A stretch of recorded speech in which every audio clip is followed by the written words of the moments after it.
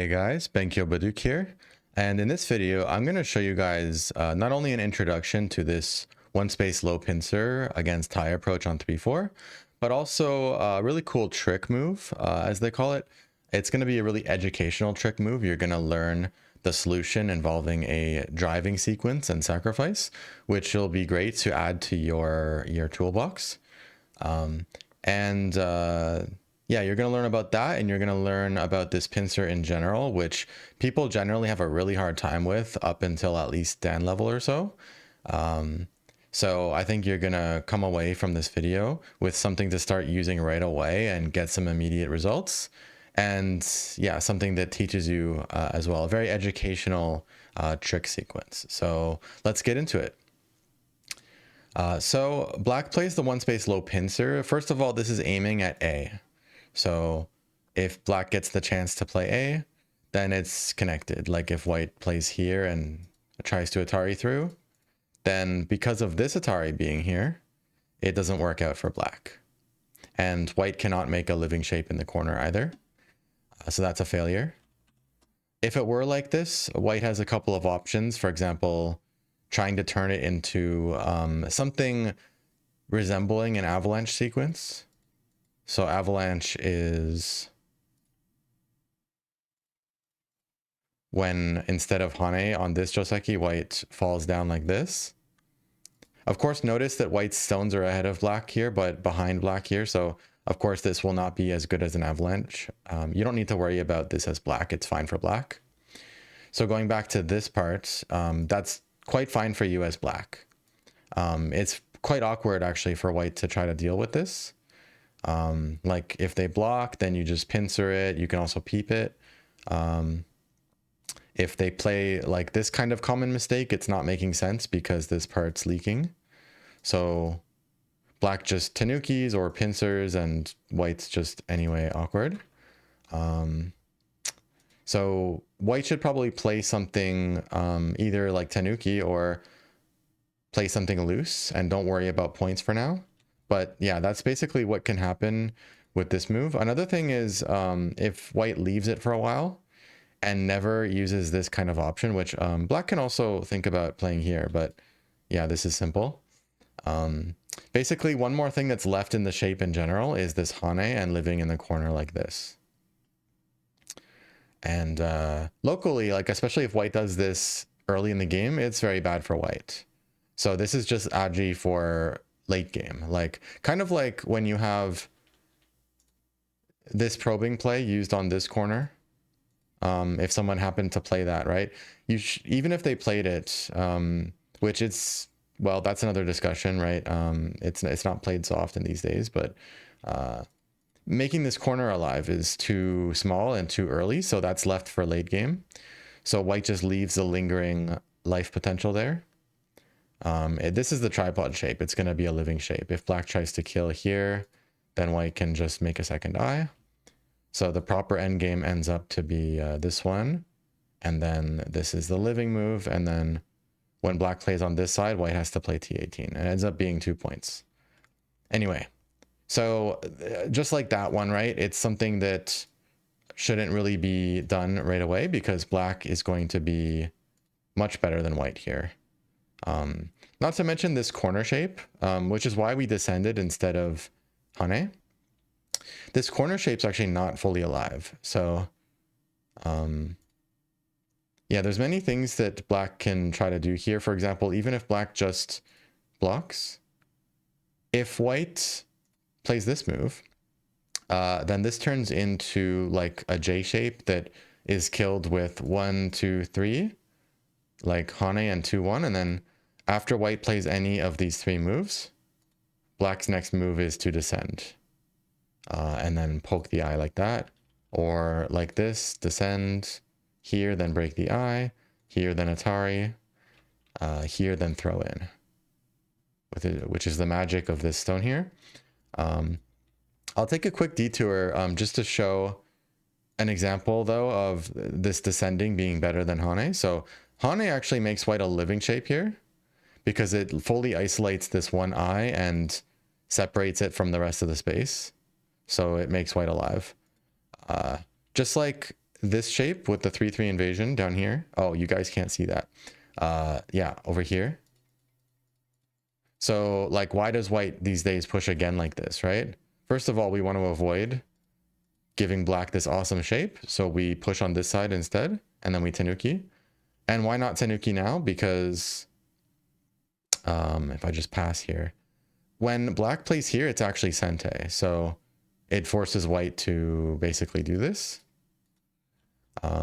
If white tries to tenuki again, this becomes a famous life and death shape, which if black hanes, just like over there, if black hanes, it actually makes white alive. So instead, black descends. And then it's killable no matter what white does, whether they play here, whether they play here. If white plays here, we're going to hane the side first, then hane the corner, then 2-1, and then connect the outside and then throw in. So yeah, it's basically the same shape.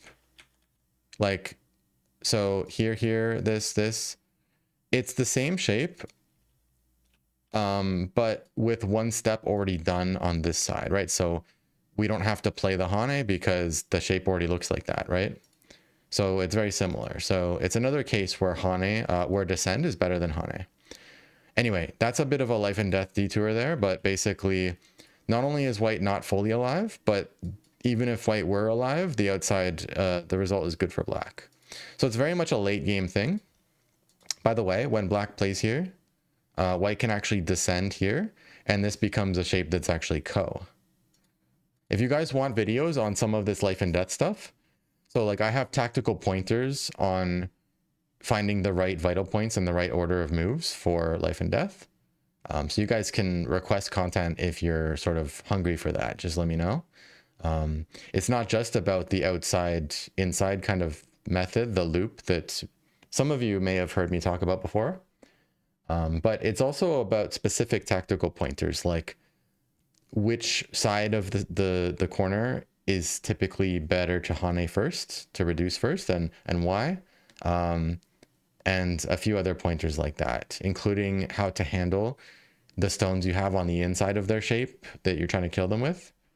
Anyway, so moving back to the actual Joseki, or rather the pincer here, there's a lot of bad responses for white. So for example, if white just jumps, this connection still works perfectly, just like before. And so even if white does something like this, white's just inefficient. Like this stone is just super slow, right? It's as if white tenuki'd and then black played here. Tenuki is to play away, right? So it's like this happened. And then white chose to put their next move here, which is like kind of a nice shape, but it's so slow. So this move is also not a good choice for white. There is an old school move. You can even see this in Hikaru no Go.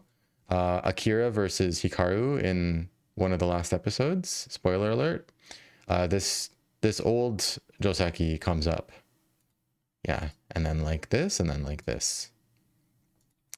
So the purpose of this move, it might look slow, right? But it actually makes this not work very well. Now, black could still choose to do it even though it doesn't work, which is a kind of a funny choice, but yeah, there can be actually some strange validity in that, depending on the board situation, because of the shape that white has to handle here. Like if white plays things on this side, let's say something like this or something like this, then black has poking and things that they can do on this side. So that's another topic, but yeah, basically this move is to be able to cut through here so that there's no longer a valid Atari here. So, you know, without this one, right, we saw that this cutting by white doesn't work because of this Atari, followed by this capture. So that's what the whole point of this diagonal move. And then there's also this move, and like this, and usually like this. And then if black plays here, white plays on this side. If black plays here, white pincers here. Although those are both considered a little bit obsolete, or you might just say old school. They do have their situations, especially this one, but typically we play here. And that's what we're going to get into. But I just wanted to show you guys so many of these responses that are bad for white. Like, yeah, even if they avalanche with this one, this is quite bad for white because this stone, you don't usually make this shape on purpose, like with spending a whole move when it's leaking here. Because first of all, you're not going to block now because this space over here is not even yours. It's not making sense. And it's definitely not Sente. Black doesn't have to fix anything. But then even if you make stuff, it's leaking, right? They can go here. They can even do like this or like this.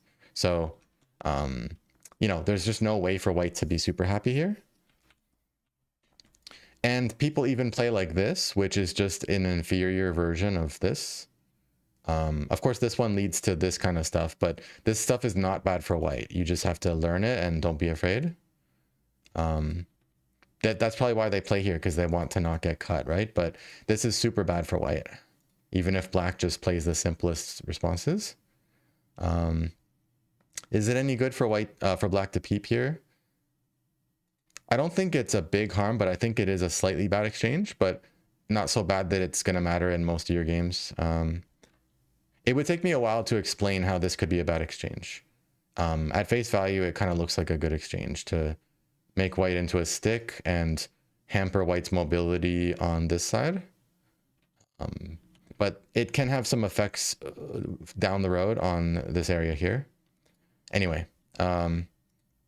but whatever black does, black is good because white is a weak stick. This is settled and juicy points. And then like white can't really attack black effectively because this group is too weak. Anyway, another move I see is this one. It's probably even worse. It makes black very strong on this side. And then what are you going to do? You're going to jump and then... Yeah, it's such an awkward shape for white. Once again, white can't really counterattack. Like they can do it, but it's a disadvantageous fight. And even attaching in the corner, this shape here is like really inefficient. And not even 2 eyes yet anyway. So maybe black even peeps here to get rid of this move. Oh, I guess actually it's not even there. Never mind. It can be there when there's like a white stone here. So probably better not to peep if you don't need to peep. Yeah, and just here. We can even go here if we want to be more solid. But the point is that white is bad. In fact, even I guess it's even possible to yeah, you could like peep and then play away. And at least that took away this move. Anyway, we're getting a bit off track here. The point is that these kick-looking moves are very, very bad here. This is bad, this is bad, so there's so many bad moves. Even this is bad in most cases. Black can bump and hane. It looks like you're bumping your head and getting like a hane at the head of your 2 stones. So it's kind of going against a proverb, but you know, proverbs are meant to be broken because this is good for black. So hane, connect, and then play here to fix against stuff like this cut and Atari, which is going to destroy black's position. So go here. Whoops, go here. This cut doesn't do anything now. No problem. So white's quite bad. And it's already bad, but even like most players, like most levels, won't even play this connect because they're not able to quite see that it's indirectly Sente, that there's like problems for black. So they'll actually play this one, which is a more obvious Sente, but this is actually worse. Because now it was already bad. Now there's a cutting point. And it gets even worse when white fixes this because actually these 2 stones don't actually have that much function. Like they're not leaving behind an important cut. They're not making territory or eyes, or they're not really doing much. So these are the kind of stones you should probably throw away if black cuts them. And in fact, if I were black, I wouldn't even want them because they're so small. So it gets even worse when white starts being like, oh, I have a cut. And then they, you know, they do something here. And then after all that, they don't have any base or any points yet anyway. So probably white should just do some normal settling and don't worry about 2 stones. Like I wouldn't even cut this if I were black unless there's nothing better to do. because white can just sacrifice them like this. Black didn't gain that much. Like white has time to deal with the top. Anyway, again, diverging into sort of another lesson there. But in my experience and what I've seen from my students, like I have a student in particular who's practicing this right now. And even though they're not getting that many chances to practice the trick move that I was going to show you guys, the opponents are doing all kinds of other stuff, and it's just all good for black every time, like this move and maybe like this one and all these different things. So that's some background about the one space low pincer. And the last thing general thing I'll say about the one space low pincer is that what it's useful for is guaranteeing the ability to gain a position on that side so that you get that side and that side. It has that benefit. And because it's threatening to connect so quickly with this move, if white doesn't prevent, it's more sort of, for example, if there's like another pincer played, like let's say here, right? Then at least in that case, white has various options, including, for example, building up a little bit and then counter pincering and making some kind of fight, right? Things like that, or things like this, things that separate black, and things that maybe give white the timing for an eventual counterattack pincering the pincer. But this move doesn't really give that, right? If white tries to build up in some way with some wall, then like build up strength, it's not making sense, because when you pincer, then black just connects, right? And even here, black just connects. So it sort of forces white's hand to play here now, like to deal with this pincer stone right away, instead of dealing with it like after some more moves, right? So that's the cool thing. And I can tell you guys that this pincer in particular, I've actually had a pretty good success rate with sort of being in line with the times that AI would want to play it. For example, I don't play it very often because I know that it sort of innately loses points. Like when you take this corner, you get very big corner. When you play this, let's say we go into a classic variation here, something very classic, like play this move to create these Miai attacks. And then let's say black plays here and white presses. There's really not a lot of territory here, and black's probably going to get like 5 points up here. So it's really just like 10 points, which even in total is less than the size of this corner. And if we play that out a different way and we have black playing here, white plays this, black Tesujis. Whether they play this kind of Sente AI variation or they go classic like this and this, and white cannot go down, by the way, because if they keep persisting like this, then they die with this one. So that's why white just Hanes and black connects. And then, but you can see here that the territory, it's really, it's like 3 points, 4 points. Actually, it's very, very small. And this is like 4 points. So it doesn't seem like it's that little when you don't actually count it. You would maybe assume that it's at least equal or more to this one corner of points, right? But it's not, it's smaller. So for the speed and the directional benefit we get, we sacrifice a little bit of territory, okay? However, yeah, so the times where this is good, by the way, whether when you're not even doing a trick Joseki, is when your opponent has a bit of a kind of like a buildup around here, maybe a wall or something, and they wanted potential here, and then, this pincer makes you develop there. So it sort of depends on how much potential that they have here. But I think there's only been one game out of probably 8 or so that I was wrong about it. But I had a good 6 or 7 of those that AI exactly agreed with me. Where if I tried the pincer in 200 other games, it would have all been wrong. Now I say wrong, but you don't have to worry about that, because when I say wrong, we're talking about losing 1 point or half a point, or depends. So the benefit you get of giving your opponents, especially in the Q levels, even the strong Q levels, right? Even like lower down to some, depending on the player, the benefit you get of, first of all, it's human versus human games. So continuations, it's very different from AI, right? But the benefit you get of all the mistakes White's going to make vastly outweighs what AI says is supposed to be the ideal, you know, score if both players play perfect, right? So to some extent, you can kind of ignore that AI stuff.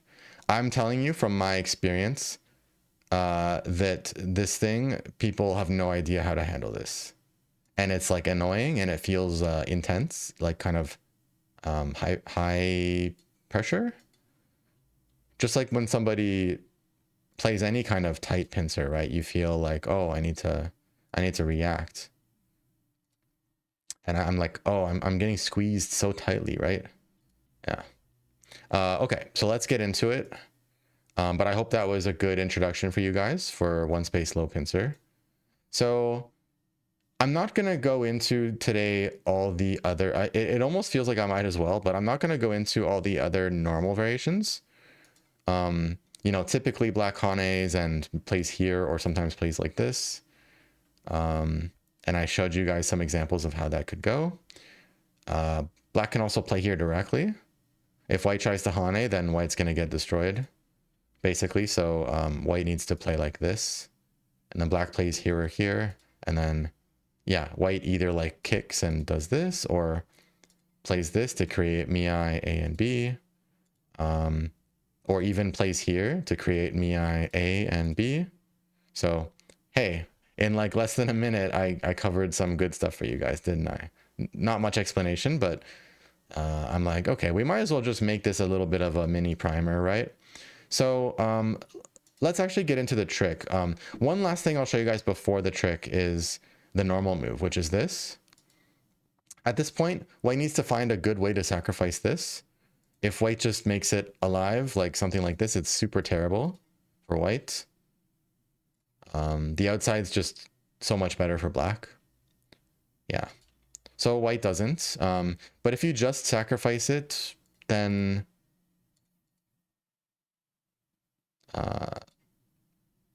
well, actually, can you wedge? If you wedge, it's a little complicated now because when black plays here, white's in trouble. So no. So you have to go straight, right? But we can actually do better than that. So what we're gonna do actually is wedge first.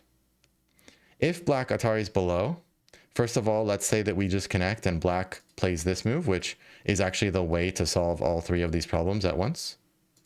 So this move fixes both of these cuts and also captures the stone. If you play something like if you play here, then forcing move and then you get captured. If you play here, then okay, go down and then, you know, if you go here, then white can cut this. And then, yeah, you still have to worry about the corner. Anyway, so this move, and then white just sacrifice, force here. This move's forcing because this one, and then push again to threaten ladder, and then these would die. And typically, we don't want to give white this Ponuki. So typically, they will just extend because it doesn't look particularly bad for black anyway. And then you can force here. Yeah, and then you do some kind of extension. You can try to go farther, but it can get a bit fighty around here.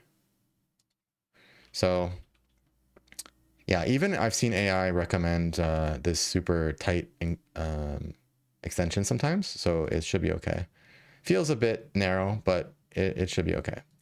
Anyway, so what happens though if black extends here, right? You know, we connect, and then instead of here, black extends. White's going to cut to set up the double Atari, and then hopefully has the ladder, and then black finishes off the stone like this. This can be a very good choice for black if poking out to this side has a lot of value on the board. However, like if white doesn't have that ladder, and black gets this, and then white has to use like extend and then a net.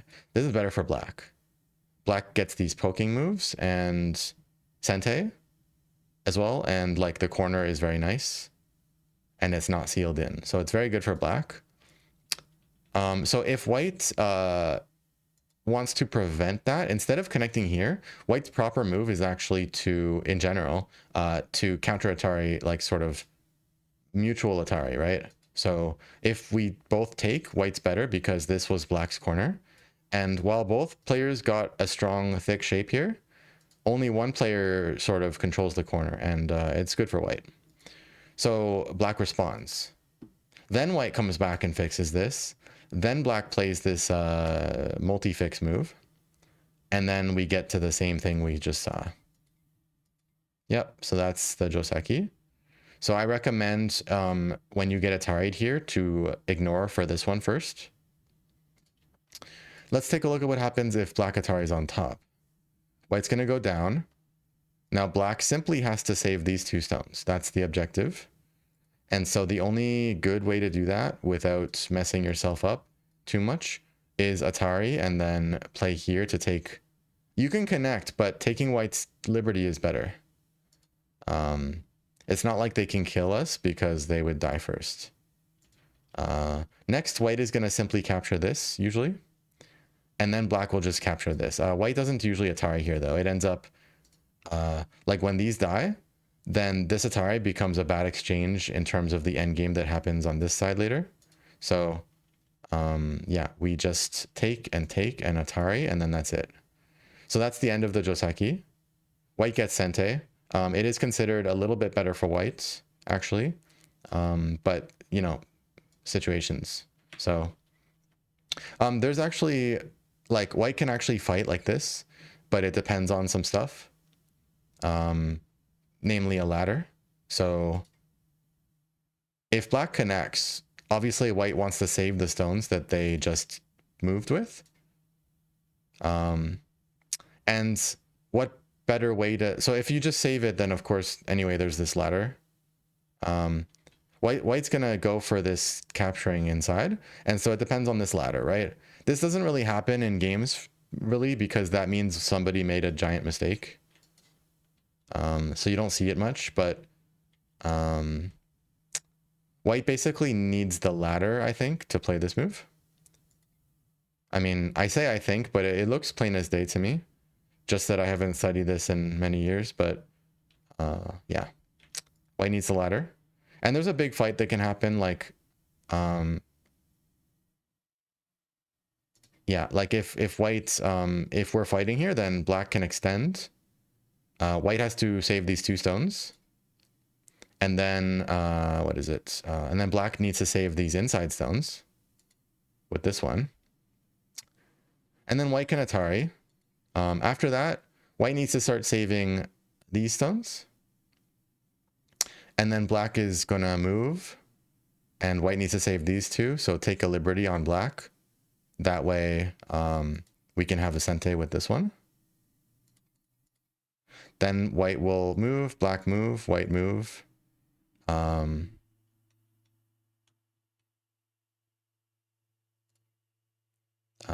Hold up, wait, something seems a bit off. What's wrong with my order of moves? Oh, connect, sorry. I made a mistake. Black can connect, yeah. Black can connect, and then white pushes. Right. Sorry about that. I played something a bit off just now. I mean, this can sort of be valid. Like, it looks like just a possible continuation, right? White wants to get not surrounded. Black wants to help this. But this seems a bit too good for white because white's already settled. So black would want a pincer, right? And so maybe black pincers and white goes out and then we fight.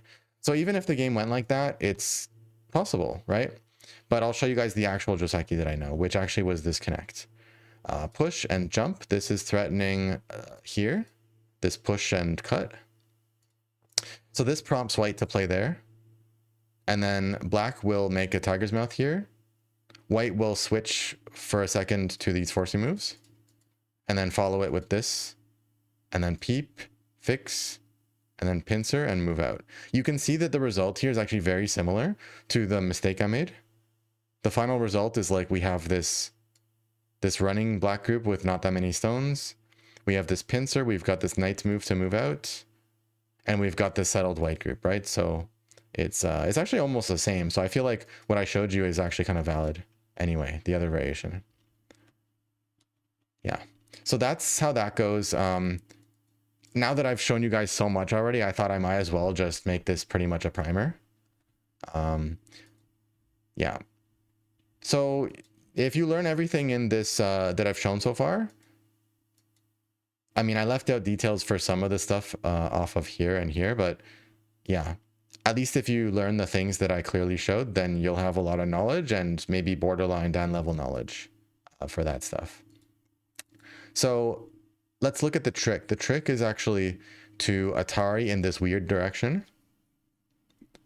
White, of course, will save once. You generally, in situations like this, you generally want to save at least once before you sacrifice, even if you sacrifice. So there's a proverb for that. I don't remember the exact wording, but it's like sacrifice 2 stones instead of 1. That's kind of the general proverb. At this point, black is going to hug the stones from the outside.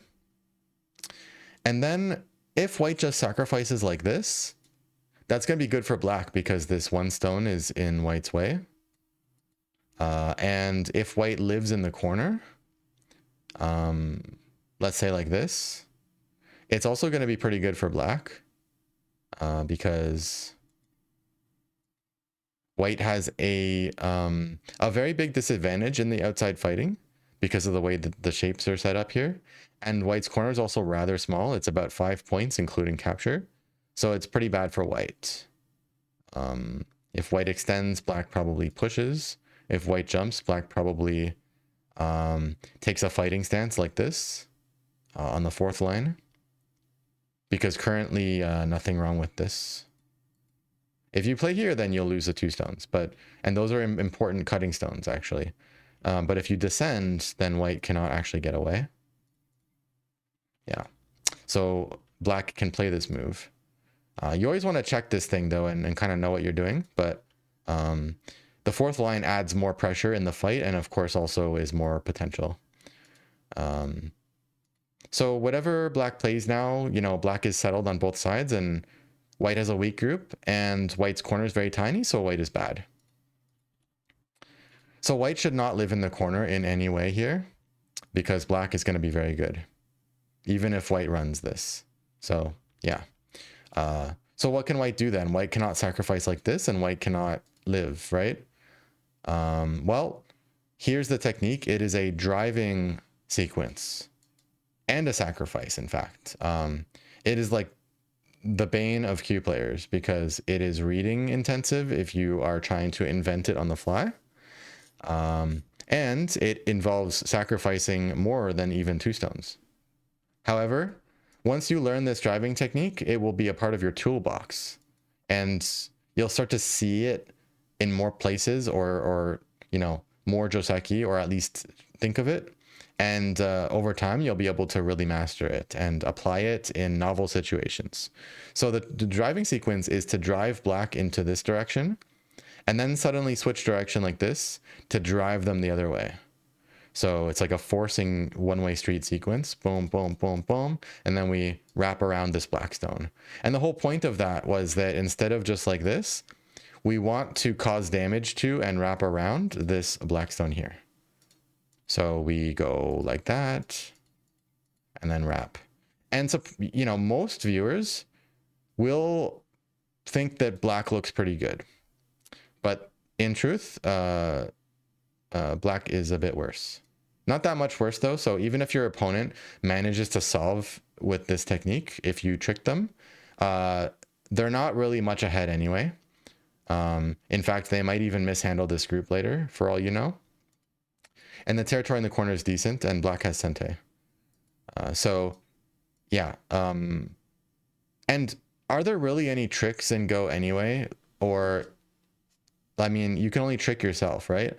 And tricks have been played even in professional games for ages. Like back in Shusaku's time, you know, they're trying to invent, you know, tricky stuff to spring on the opponent, like new little tricks in the taisha and stuff like that. So also, as you can see, we've learned several things from this, like for example, the driving sequence.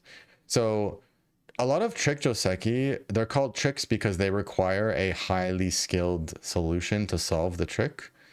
And so they're actually quite educational. And I would argue that the average trick Joseki is more educational to study and play a few times with than the average non-trick Joseki. Just because non-tricks are easier for both sides, but this one requires a sudden burst of skill to pop out, right? And there's many such tricks like that. And some of them are more punishing than others when they get thwarted. This is one of the ones that's kind of less punishing because black's really not that bad. Now, something very important I should say is I can't guarantee you that your opponent wouldn't solve it, especially if they sort of cheat in a way and use it. Like if you're playing online and they use like an OGS dictionary or AI or whatever, then well, we can always lose to AI though. So that's just bad luck, right? I mean, people gonna cheat, right? So that's no different. Like this is just a Joseki, but they could do it for winning the entire game itself. So that's nothing new getting introduced here. So, so barring cheating, I can guarantee you that almost all Q players will not be able to solve this, especially in a real game, the heat of a real game. Like I even got tricked by this when I was down level. So, yeah. Especially these days in the age of AI that like, you know, we barely study these other options anymore because everybody's just playing here. So over time, people are just going to lack more and more knowledge about these different pincers and stuff. So the OG people, right, are going to have an advantage and had the chance to learn these various cool techniques. Now, let me show. So I really don't think most of your opponents are going to solve it. So it's a very good thing to have fun with. And then you can show them after the game if you want, right? It's also good for tournaments, honestly. Because the point of tournaments, it's improvement, but also you just want to win a game once essentially in a tournament, right? So it's good for that. And then your opponent goes home and researches it and hopefully that they study it after they mess it up, right? But they have to do that after the tournament's over, right? So yeah, at least you can win from that. Okay. And people, you know, like I've gotten wrecked so many times in tournaments from people having huge amounts of study of like certain Joseki that there is just like their signature. Like, oh, you can't see what I'm clicking. Like there's been some double approach stuff, for example, that has messed me up before. I can't remember if it's this one or this one, but something like this that at some point like messed me up. So like people, you know, have crazy amounts of study sometimes in a certain Joseki, even when it's not a trick. And the huge advantage they have over you, especially in a very complex one, is essentially it's like, okay, it's the same as you getting tricked, right? Because in both cases, you just lacked the skill to solve the situation, right? So it's no different, right? Preparing a trick move is no different from preparing any complicated thing. And actually, this is very simple for the trickster, because all you do is Hane, and then remember this particular Atari direction, and then you just hug the stones from the outside like this, and then you just pull your arms back and be like, okay, ball's in your court. Let's see what you do. And whatever they do, you just answer. Like, they go here, okay, answer, okay, answer, okay, answer. You know, they go here, okay, answer. They go bump, bump, bump, bump. You're just answering everything. And then you know, autopilot, right? And then you just help the group. So, what else? I'll show you guys another thing, and it teaches even another technique, okay? It's a variation of this trick, and it's even more potentially profitable, which is, like, at least with this trick at the end, white has now maybe in after some big moves are played, you might want to add a move around here somewhere, because white does have a nice, let's say Hane, then you need to react, and maybe you want to push again so that the turn is not Sente because of the Liberty Race. So here, and then so white can build good thickness, right, and get a couple of second line pushes from you. Maybe they can choose this one, but maybe this one's better. So yeah, so you can actually play this one here. Everything I said about this one still applies, but I'll show you the difference. This is obviously going to give black more territory, and this might even encourage your opponent to like live in the corner, right? But if they live in the corner, you even have a working net here now.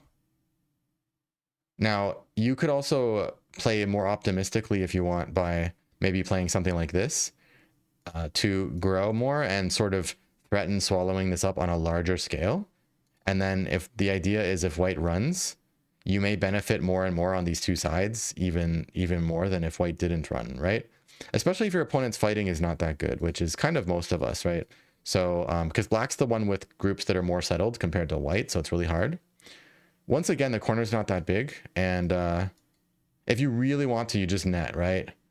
I haven't looked up whether this is like best move or a bit bad, but I think white's bad here no matter what anyway, even if you just capture those. The only bad part here is that there's like all these different peeping moves. It's not that bad though. Yeah. Okay, so let me show something with this. So assuming that they solve it, which they won't most of the time, only like people around down level will usually, even then they might have needed to see something similar to think of this. Like it's a lot, I make it look easy by clicking it out like this over and over, but no, it's not easy to think of this. Only if they happen to see a lot of that kind of thing already. But even then there's a judgment call, right? Like it's hard for them to necessarily know all the time whether this is bad for them or good for them, or whether like this is bad for them or good for them. They might get some misconception like, oh, I can pincer this now, must be okay for me, or oh, I can like Tesuji here and aim at like this, but actually it's bad for white. So okay, so the thing I want to show, the new technique I want to show is, black plays away. Notice that black is poking out here. The corner's even bigger, and white cannot build thickness there with the Hane. So it's vastly better even than what I showed, right? But white does have something remaining in the corner, but a lot of players won't see it or really think of it, nor does it necessarily make it bad for you. So I'll explain. I will say though that if you're choosing to play this one against, let's say, like all non-Dan opponents, something like that, right? Or all opponents below a level like below 1Q, below 2Q, something like that, right? I wouldn't really put it lower than that, because I do think most people are most likely to mess up, to not solve this. So I wouldn't really go lower than that. I think anyone like 3-4Q and weaker most likely will get tricked here. If you're, if you guys viewing this right now, if you wouldn't get tricked, then okay. That's I believe you. That's impressive though. It's really great that you know this technique.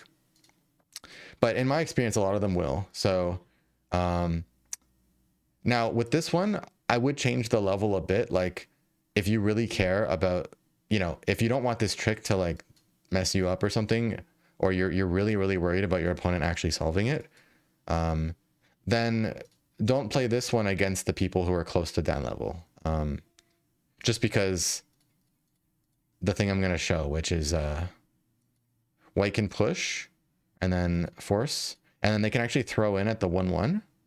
Notice that there's an extra liberty here because of this move, right? So they can throw in and then create a multi-step ko. But first of all, let me just say again that like this variation, like I said, white's not, even if white manages to solve it, white's not much better. And black even has Sente, so don't worry, just do it. And then for this one, there's a risk, but there's certainly a reward. And you could always come, if you're winning already, you could always come back later in the game and play this, right? It's slow, so you don't want to do it anytime soon. Now, one more thing I need to show with this is that even later on, if white finds this, first of all, most Q players, when they find this, they'll also do it too soon. Like, they won't just necessarily wait, they'll be excited and they'll just do it, right? But it's not necessarily something white should do too soon, because notice that it takes white many moves to win this ko. White needs to play 3 times in a row. And think about the points aspect here. So currently, if we have black adding a move later, this is 4, 5, 10, about 12 points, right? 12 points. And if white wins this ko, where's my ko variation? Then white removes black's, I might get this a little bit off, okay, because I'm going fast, but the points total. But so black had 12, and then white is going to gain like 1, 2, that's going to be 10. So, so 14, 16, and they're going to fill up 3 of the spots, right? So it's going to be 2, 4, 6, 8, 10, 12, 14, 16. So if you add that to the 12, it's like 28 points total, right? 28 points plus the value of this group becoming fully alive, and the value of these stones getting totally messed up, right? So it's more than 30 points, but when you divide that by 3 turns, it's like 10 points per move, or a bit more than 10 points per move, which actually isn't that big. Whoops. Like, even this move is a 15-point move. Okay, like there's a lot of late middle game moves. For example, just really quick here, right? I'm not gonna play everything out, but I'm just gonna show you, and for the sake of not making this video take forever, you'll just have to believe me. By the way, ask me to make videos on this topic if you like.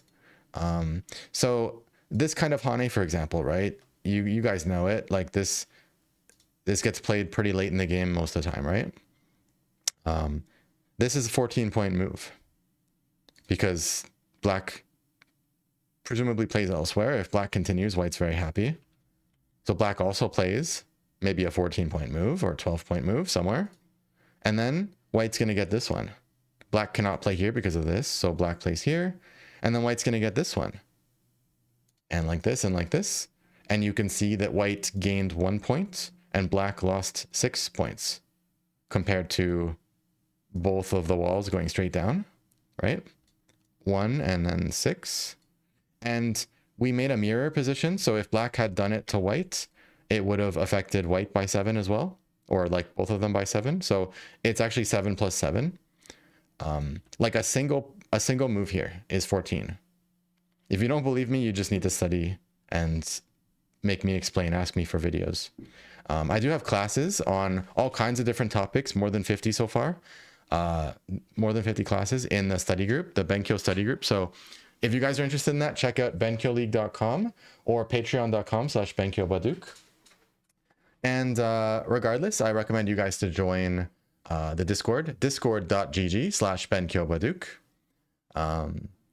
Yeah, and I have Twitch too. I stream on Twitch.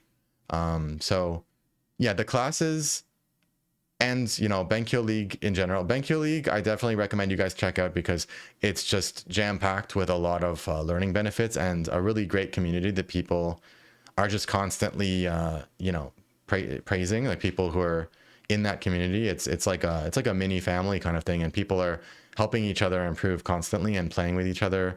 You get reviews from me, you get reviews from stronger members. You get various perks. It comes with the classes and the class video library. You play in multiple leagues. There's fun titles to compete for. There's special events once in a while. And you can actually get lesson time, one-on-one lesson time as league prizes as well. Not only that, but in the league, we give points for losses as well. 2 for a loss, 3 for a win. So sometimes even with a lot of losses, you can win a prize, get first or second place in your group. So I recommend checking that stuff out. So white just plays once, and by playing here, they stopped black from getting the move, and they get the follow-ups. And if black had gotten the move instead, then it's follow-ups. Yeah. So it's 14. So the point is that moves worth more than 10 points are commonplace until endgame. I know that when people have never studied this stuff before, you might think this kind of move is like 4 points or something. And that's normal. Everyone's like that.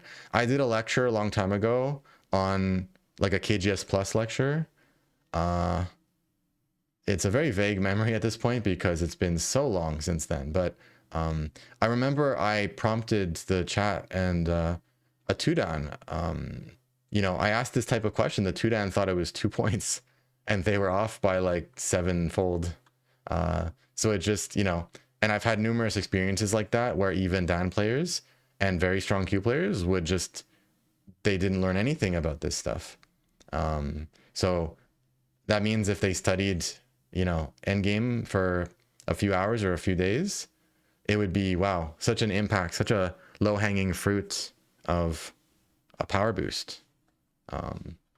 Okay, that's the endgame thing, but the point is that where's my variations? Whatever. Okay. Even if you play this more greedy way with the move here, then even if they find, right, to be honest, I still think a lot of players will miss it because a lot of players are missing massively on the technical side of things. And also, once they think those 2 stones are dead, they're kind of just gonna not think about it anymore and they'll miss it. And worst case, you just find a time during like endgame, like early endgame to play this. Like if you're winning, then okay, you just add a move.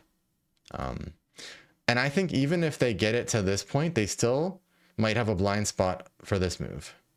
But maybe they'll see it. So it's, you know, it's going to depend. If they do a lot of Tsumego and like difficult ones, then they might find it. But again, you know, 30 something overall point value from 3 moves in a row. And it's not any 3 moves in a row. It's also like you could be playing actual co-threats, right? During that time that white's capturing all these.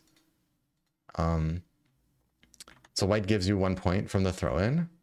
And you give a point back. And then, so you play like here, right?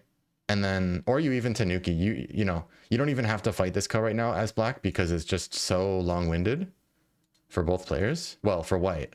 But let's say that you play it, right? And then white takes. Now you get a co-threat. And now you get another co-threat. Right? And then white finally plays there. And even after that, actually, right? Like, they already would have to ignore 2 co-threats, and you get to follow up on at least one of those. And then if you play another move and then they also play another move elsewhere, you could take this back. And then if they connect, then you can Atari, and then it's still ko. Yeah. Because what I showed before was without this black move. Oh, actually, I forgot to give white this move this time. That's the other thing. They might forget this one. They might not see the relevance of this one. Without this one, the ko is actually worse for white than with this one. But I think that they'll probably, a lot of time they will miss the benefit of exchanging this. Which allows basically the third move to finish everything, right? Because it's capture. But notice that when we don't have that exchange on the board, and we just do this, 1, 2, 3, and then it needs 4. That's pretty sad, right? So, so with all those layers upon layers of mistakes and misses that the opponent can make, I'm confident that most Q level players, including SDK, most SDK, will mess something up here for white. But you can pick your battles, so pick this one or pick this one. But yeah, I recommend giving it a try. And I recommend giving this 1 space low pincer a try. as I'm confident that many opponents will totally mishandle it. Bad move, bad move, bad move, bad move, bad move, bad move, lots of bad moves. And then even after here, lots of bad moves too. Okay, that is going to finish off the video finally. Again, benkyoleague.com, discord.gg/benkyoleague, Patreon, you know, Twitch, all the good stuff, Twitter. And anyway, you guys can request content. I really appreciate the comments. They definitely help YouTube algorithm for my videos and my channel. So any kind of like, comment, and of course subscribe is gonna go a long way. Also, I answer comments pretty quick, even like big questions and stuff. So I'm happy to reply to those. I'll see you guys in the next one.